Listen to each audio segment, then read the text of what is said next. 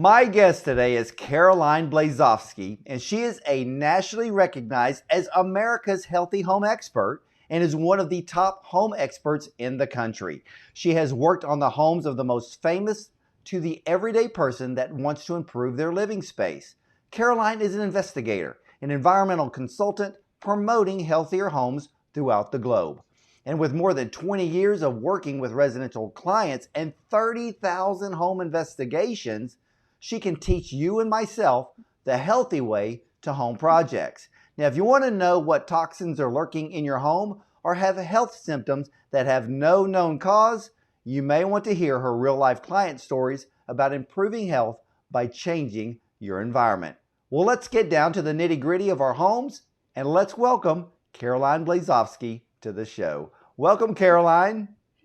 Thank you so much for that lovely introduction. Thank you. Well, you're very welcome. Wonderful to be And, here. it's crazy because, we're all, during the lockdown, we've all focused on the fact that we've been at home a lot. And the first thing we heard about COVID was wash your hands and make sure all the surfaces of your home are clean. And I'm sure that your business probably exploded right after that announcement. Well, I've been a home investigator for 20 plus years without dating myself, so I've been around a long time. But COVID sort of pushed everything to the forefront, and everybody wanted a clean house, and everyone wanted to eliminate COVID. So it became this crazy, crazy time, and it's continued on. I haven't had a vacation in, let's say 2 years. Well, what were some of the most common questions you got at the very beginning when this whole COVID thing started being talked about? Yeah, it's really interesting because we knew COVID was here a long time before other people. We sensed it was coming. It was back in January where I had gotten notice in the Indoor Air Quality Association that COVID was here or that it was potentially going to be a pandemic. And, I remember telling people, it was like, oh, you should really, if you're getting on a plane, you should really be careful. And everybody looked at me like, what are you talking about? Like, it's just a cold. But people wanted to know how to protect themselves, if masks really worked. Did they have to clean surfaces? Did they have to clean everything? And this one was a respiratory virus. So we really understood that, when someone coughed or sneezed, that's where the main concern was, less than, touching a surface for sure. Yeah, and it was really kind of funny. At the very, very beginning, nobody really worried about travel, and it was strange because I think it was about 2 weeks prior, my brother and my son flew out to LA for this big event, and we knew about it, and we said, hey, you may want to think about maybe just kind of wearing a mask over your mouth when you're on the plane because of the recirculated air. So those two are the only ones on the whole plane wearing a mask. The stewardesses were giving them dirty looks. In 1 week's time, get this, in 1 week's time, they flew back and everybody on the plane was wearing a mask. And this was before we were told to wear them. People were like, okay, if you're on a plane, that's where the worst germs are. So it was just a natural thought. But it was really kind of funny that in 1 week's time, you went from getting dirty looks to like, oh, So like everybody's doing it. Yeah. So It for was you, crazy. So what types of problems exist that can make our home unhealthy today? And so I think what I love about COVID, if there's a silver lining to it, is that it really taught people that we are a community and we share all these different things. And it's not just COVID-19, but we share pet dander, we share molds, we share gasoline. So if you go to a gas pump, for example, you gas up your car, you actually get the fumes on you, and then you go to another place and you carry that with you and you sit down on the couch or you sit in your living room or your bedroom. So we've known this community existed for a long time, but now it gets it out there, that word that, look, we all interact with each other, how and what we do, whether we spray pesticide or we pollute or we, maybe we have cats, dogs, horses, all of that affects all of us together. And it's important for us to really be cognizant of what we're doing and how we do it. Well, I think the biggest subject today is wellness. So how does having or making a home healthier actually improve our wellness? So I like to give examples because it's really cool. And I love my job, so I'm very fortunate. And I kind of love to educate people. So I'm in the zone on your show. But so for example, if you use a HEPA filter, we're all familiar with HEPA now because of COVID, right? You can improve your cardiovascular function So how will your heart and body functions, or what we call your MVP function, microvascular function, by 8% just by using a filter. So when you think about, like, people often turn to big pharma, they turn to a drug to be able to do these things. We can do a lot of this with filtration, which will help, right? So that's huge. The other thing is when we look at disease states, so if you have the BRCA gene for breast cancer, or maybe you have the Alzheimer's gene, the APOE4 gene, those gene states can get activated by pollution. So just by reducing your particulate, your exposure, especially in Los Angeles and places like New York, where I am, you really want to reduce that particulate and that pollution as much as possible, because it will prevent those gene states from actually getting activated. So these are just two examples, and they're huge as to how our indoor air quality and how our air affects us in a health perspective. You know, I like to use my father as an example. And when he was alive, in his home, and he was a big stickler about always washing your hands, because he came from the funeral industry, and he had licenses to embalm, so he knew how to do all those things. So in a way, it's almost like going in at the funeral home and washing your hands. It's almost like doing surgery, except the person is not going to be alive. And so he was always clean everything. But in his house, it was he had an air purifier. He had a HEPA filter, and you could probably kind of know the correct term for this, but he had a HEPA filter in the return air, in which when dust would pass through, you would hear the electric shocks.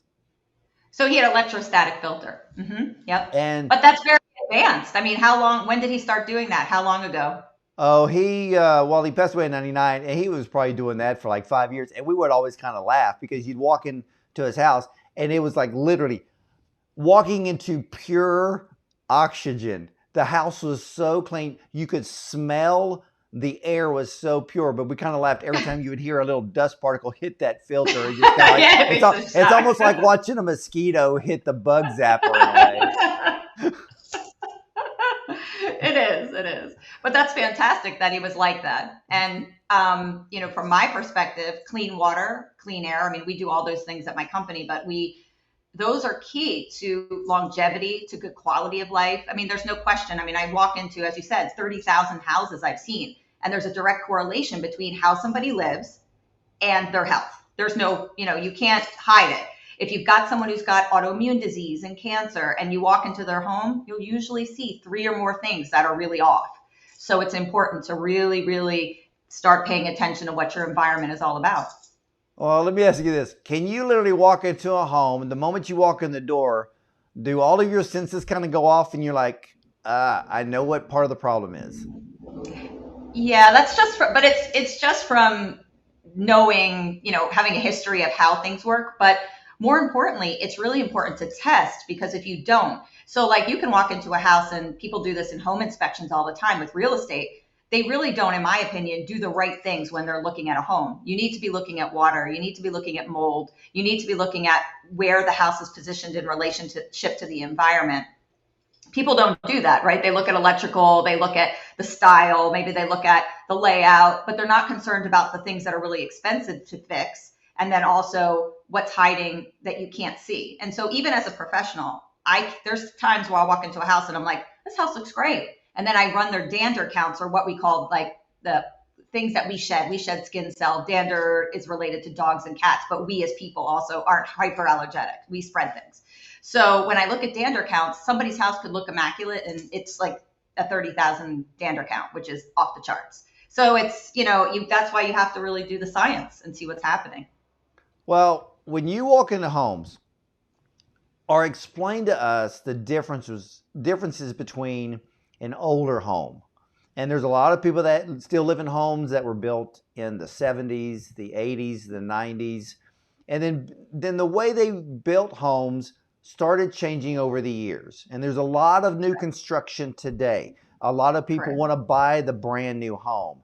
Other people like me, I liked and leaned kind of towards the older established homes. What's the differences between those two? Because I like the older for multiple reasons. Yes, the quality of the products that you're getting in an older home are going to be better. The woods are going to be better. You're going to have less engineered product, less manufactured product. Um, but then, you do have to worry about things like lead exposure and asbestos. And so there are time periods, but every time period has its sort of complications, if you will, right? There's no house that's perfect.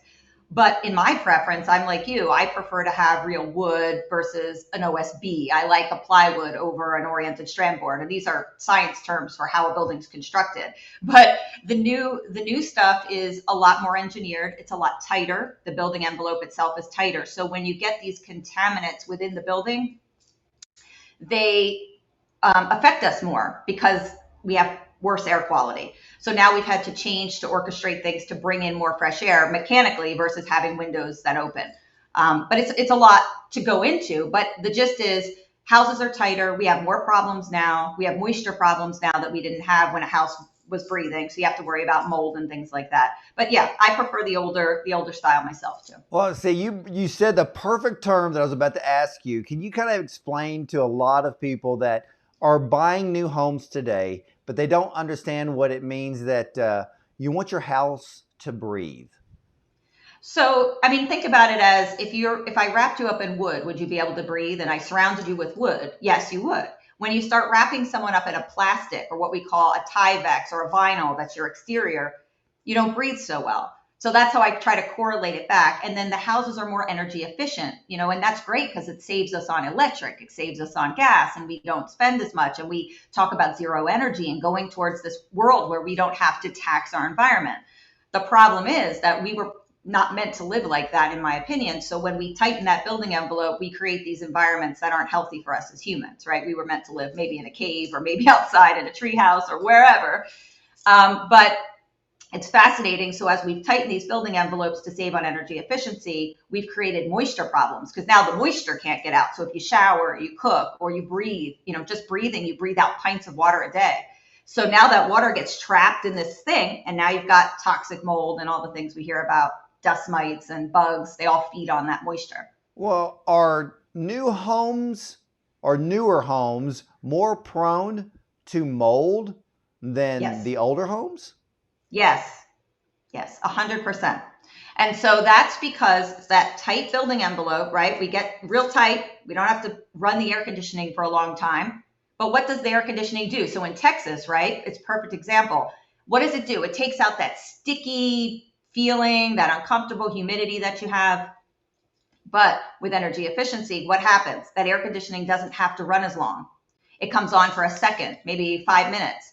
But what that doesn't do is it's not removing that humidity. It removes, the temperature stays consistent, but your humidity remains. Because in order to get humidity out, you have to run the air conditioning consecutively to remove it. That's like a byproduct of air conditioning, which makes us feel cooler from a humidity standpoint, not necessarily a change in temperature. It's complicated, but in a nutshell, if the air conditioning doesn't run as long, guess what? You're going to have humidity Ah, and mold. okay. Well, then how do you work with your clients and what is your role in making them healthier? It's explaining these things and the science that goes behind it, and getting people to understand that if you have a lot of humidity, for example, that sticky, nasty feeling you feel all the time, that contributes to mold growing. It also contributes to dust mites growing. So if you have allergies, you're an asthmatic, 50 million Americans, more than 50 million Americans are asthmatic. That mold, that humidity, that dust mite all contribute. So if you can just control your humidity and keep it low, you're not going to have dust mites and all these other things that contribute to bad things, pertaining to your health. You So know, it's it's amazing. it is, and it's funny. I read a story a few years back that Celine Dion has to protect her voice, and That's in right. her own home, she keeps the humidity level at 55% because for her that was the perfect humidity Number. to protect her voice. What do you find in our homes today when it comes to things like humidity? Where should we is there a level that we need to strive for?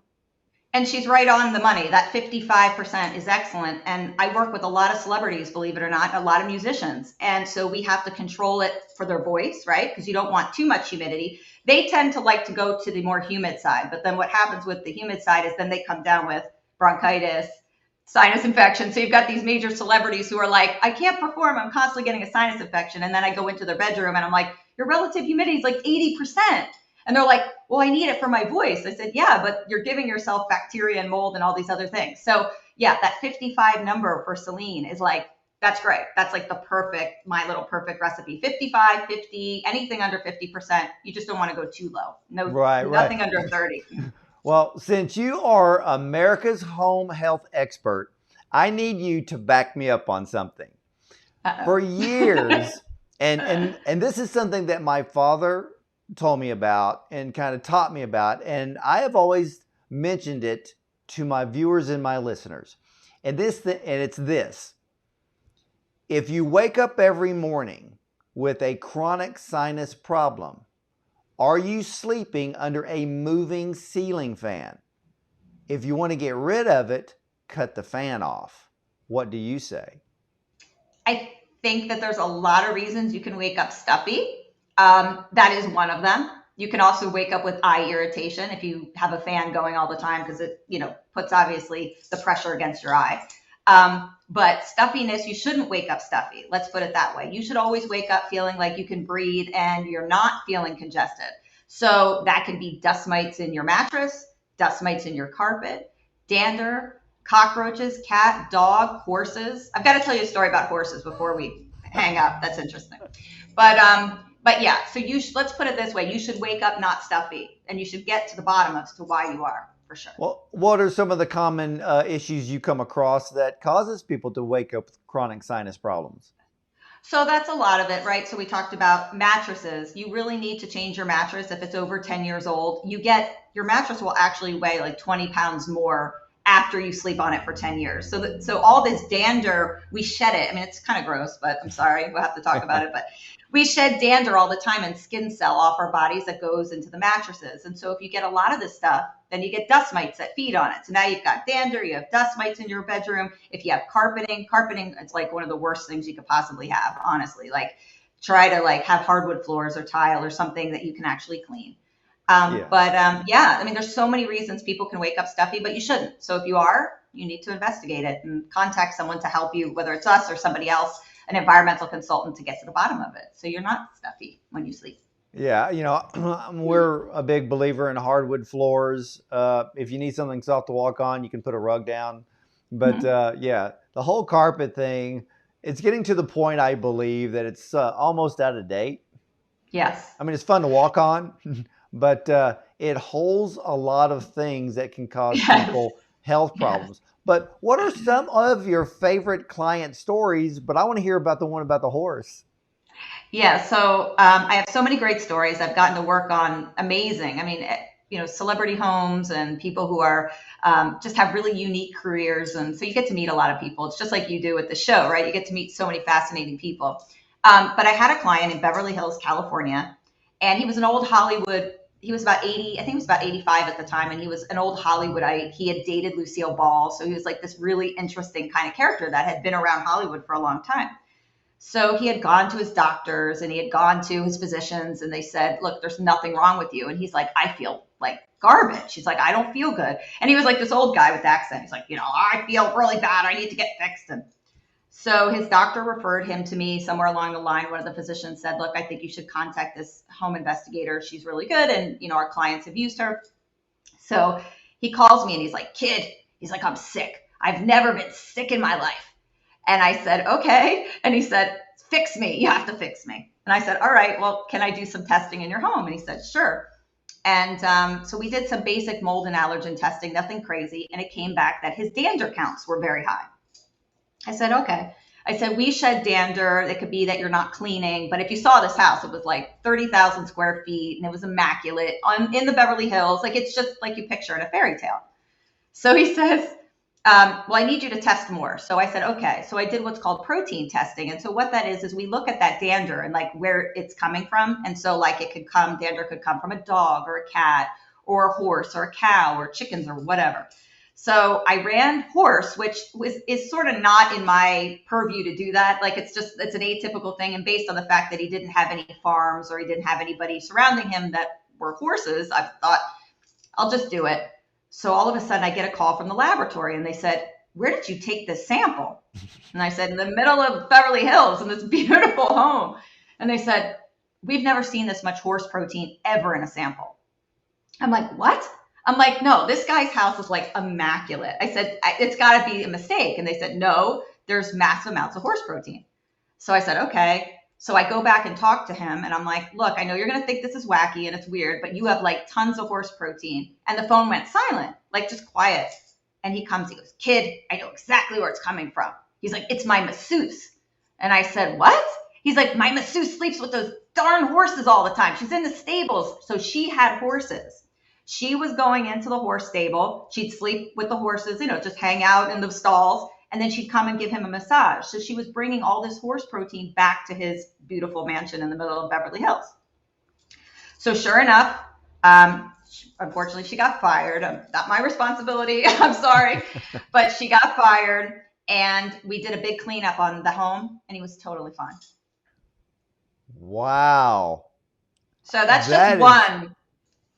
That is crazy. Because, I mean, have you ever seen anything else like that, to know that the thing that you find in the house, you don't see it anywhere around, but it's because somebody else is bringing it in? That's what I was saying early in the interview. Like, even as good as I am, I can walk in and, I'll definitely get an idea. I'm like, this is wrong, this is wrong, this is wrong, just from a visual. I work on houses now with Zoom because of COVID. I did a home in Australia, which was just amazing. We did it top to bottom, like totally through Zoom, and redid the entire house. And it's so amazing what we can do now when we're forced to, right, to do this. But yeah, no, you can't tell. So that's why it's important to test and really look deep into what's going on in your environment, especially if you don't have any answers. If you go to the doctor and you still feel sick and it's not something that is apparent, look into your environment. We're starting to realize it's really, really important. We kind of always put it to the back burner, right? Well, do you have any client stories that involve children? Oh, lots. I mean, we have so many with kids, especially learning disabilities, ADHD. What was interesting is I had one client where the child was above a garage. So the parents would pull the car in and they were having like all kinds of learning disabilities at school. Like they had, they couldn't concentrate, they couldn't sit still. They had the typical, what we call ADHD symptoms. And when I was hired to come in, we looked at the environment and it was in the garage at a three-bay car garage. And all the fumes from the cars were going up into his room. He was right above it. They had maybe 100 paint cans. They were storing pesticide. They had all kinds of gardening supplies, everything that you typically store in a garage. And I took levels in the house and I said, look, this is no good for your son. Like, you cannot have someone breathing these levels in. They were up in his room and down in the basement. So we moved him to the other side of the house, emptied the garage, did all this, just general, like simple things that you could do, taking toxins out.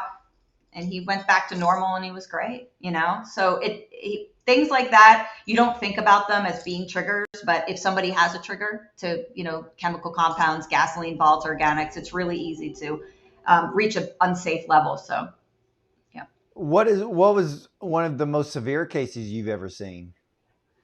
I've worked on so many, like people who have cancer. We do a lot with people trying to get people's bodies to sort of go into remission. I'm trying to get people to reduce toxins off the body. So, I mean, we work with MS, we work with cancer, I work with asthma, allergies. Then I work with people who are, just regular, everyday people who don't have an illness, but they don't want to get one. So it's preventative. But yeah, it's amazing. And it's amazing to see the results and how people's lives like go back to normal. And, we do these things to ourselves sometimes. Unfortunately, we like to store all kinds of chemicals in the house and we shouldn't. Well, do you find that, as we all focus on the foods that we eat, we want to make sure that we're eating right. But are you finding that the last thing that people ever think about is their living space? Yes. And so we exercise, we go to the gym, we don't want to drink alcohol, we don't want to smoke, we do all these things, and then our environment is trash. So we need to really focus on looking at what our environment is. And we know public health actually teaches us how important the environment is. But for some reason, as humans, we kind of just forget about it and think that, it's just okay, or people tell us it's okay. Like, for example, paint is a really interesting thing. Paint, and then also lead-free things. There's a level where something can be lead-free, or a paint can be what we call no VOC paint. But that doesn't mean it's actually true. It's a marketing ploy. So these things can fall within a level, but still have chemical compounds, still have lead, still have all these things that are bad for us. but be considered in the free category. So once you start to get into this industry and you understand water testing and air testing, you realize, we're not always as safe as we think we are. Yeah, it's the living space we really need to focus on. And recently, I heard that a lot of people create their own internal pollution within their home with uh, burning candles on a regular basis, incense, potpourri, and all of these kind of things. Have you seen that to be become a problem? Yeah, it's like anything, right? If you over abuse it, like I won't tell someone, oh, you can't have a candle. I'm very moderate, like I try to really get people to focus on the environment. So I'm not, even though I can go to the extremist category just because I know so much about what's in our homes, it's, you know too much at some point. Well, But well, how yeah. did you start your career and then get interested in actually improving wellness through home environments? Yeah, it's crazy. I was working in New York. I was always in radio when I was young, and then I actually was an intern for the Howard Stern show, which was so funny. That's how I started my career, which is like bizarre, right? So I was in the entertainment kind of aspect, and then I developed some allergies when I was in my 20s, and I said, "Why am I getting these allergies?" And then I just went into it. Like I'm just the type of person that I want to learn everything and soak everything up and just kind of learn about things. So it doesn't matter what it is. So but yeah, and then I changed careers. I went back to school. I went back for sustainable design and architecture. I went back for any indoor environmental certification I could get. I mean, I'm a mold remediator. I'm an indoor environmentalist. I'm an allergy consultant, so a healthy home specialist. Then I went back for epidemiology at the University of Southern California for public health. So I really dive into stuff when I get my teeth into it. And then I realized, wow, the environment is such a big piece to how we feel, and we just don't focus on it enough. Well, what is the most innovative moment in your career thus far? Oh God, there's just been so many. I mean, we've developed test kits. I mean, I'm an entrepreneur, so we developed testing for everybody in the country. You could test your home for mold or allergens. I think that's like a really big thing. We made it easy. People can actually do it themselves. Now we have a podcast, which I never thought that I would be doing. So we're doing a home improvement podcast called Around the House. And so that's amazing. And we're changing the way people look at home improvement, which is exciting to me. So Are yeah, I mean, there, there's so many things, so many. with so much, especially here in Texas, there's a lot of new home construction. Everybody wants to move here. For those of us who live here, we had the classic saying of "Don't mess with Texas." But a lot of us has kind of changed that to "Don't move to Texas." We have a lot of people here, but we're still friendly, ladies and gentlemen. Seriously. But what are, with all the new home construction going on, is there things that you see that you would like to see the industry change so that way the living space and the environment in which people live will be better? Yes. And so that's why I work with a lot of the big corporations, right? So I work with Bronutone, Panasonic. A lot of these companies are all getting focused on this healthy home. And especially COVID really pushed that to the forefront. We were more concerned about energy efficiency for a very long time, right? People wanted low energy bills and they thought that was the way to go. Now they've come to the realization that, wow, our environments are really key. So you hear a lot about ventilation, filtration. They're pushing this healthy home model, which I love. I mean, obviously, I've been doing it for 20 plus years. So to hear people say healthy home and just to use it in a generalized way is so fascinating to me. It's amazing. Well, is there a balance between having a healthy home environment and an energy efficient home at the same time? And that's what I think we're trying to work out in the building science way. It's so hard because what's good for one person may be totally bad for another. And so, like, what is a healthy home? So the way I start with it is let's make sure that we don't have the contaminant piece, right? Let's try to reduce the amount of contaminants right off the bat, whether it's COVID-19, whether it's dander, too much pet dander, maybe it's horses like we talked about, maybe it's mold. Try to get those things down to a balanced level. So then at least we're not overexposing ourselves to a lot of toxin. And then we're starting to work on all the building construction and what's going into buildings because that's important too, right? Good products. With you working with all of these companies to make healthy home improvements, is there a lot of regulations that you have to go through? And who are the organizations you have to work with? Is it the EPA and the FDA? So that's such a great question. I'm so glad you asked that. We have barely any regulation in home building at all. None. Like you can put in almost anything into a home and there is no regulation. We don't have a governing body for us for home improvement and building and contracting. We have some standards like with OSHA and some very, very high standards, but they're not correlated to health. Like, for example, with paints are a perfect example. VOCs became a problem because they worried about outside outdoor pollution, right? Like ozone and producing too many things that go into the environment when these volatiles sort of act together. But it was never about health. Like nobody cared about VOCs pertaining to indoor environments. It was just about VOCs. Oh, they're bad for the outside environment. Let's regulate them. But so we don't have anything in building that really keeps us safe. It's very minimal. Even water testing is a perfect example. New Jersey is one of the only states that actually has like a water testing standard. Most 50 states, you don't have to test your water if you buy a house. You don't have to test your water for safety. So that's crazy to me. Like, I mean, we need to be doing these things and have more, safety and health measures in place for homeowners. Well, It's just crazy. one of our first questions for anybody that if you have a water well on your property or you're going to dig a water well, the first question is make sure you test the water. Right. Because you want to know But if it's heavy metals, if it's safe. fresh or whatever, so it only And makes sense. But, 100%. you are so successful at what you do. And you just mentioned it a second ago that you're an entrepreneur. So for you, what kind of advice do you have for others who want to try to create a business or start a business during these trying times? Just start. I think the biggest thing I ever hear is people just sit there and they have this idea and they just do nothing with it. And obviously you have a show like this, you're very entrepreneurial, right? You've done all these things. And people say, don't do that. That's a dumb idea. I mean, I had people telling me, oh, mold? What do you mean you want to study mold? Like, what are you, like crazy? And you just can't listen. Just block it out, do what you want to do, and just start. Even if you fail, who cares? You fail. Big deal. A friend of mine and I got into that conversation of some of the wealthiest people on earth are those that handle garbage, junk, mold, and all of the bad things because nobody else wants to do it. And if you want to get into that industry, there's plenty of room for you. It's amazing.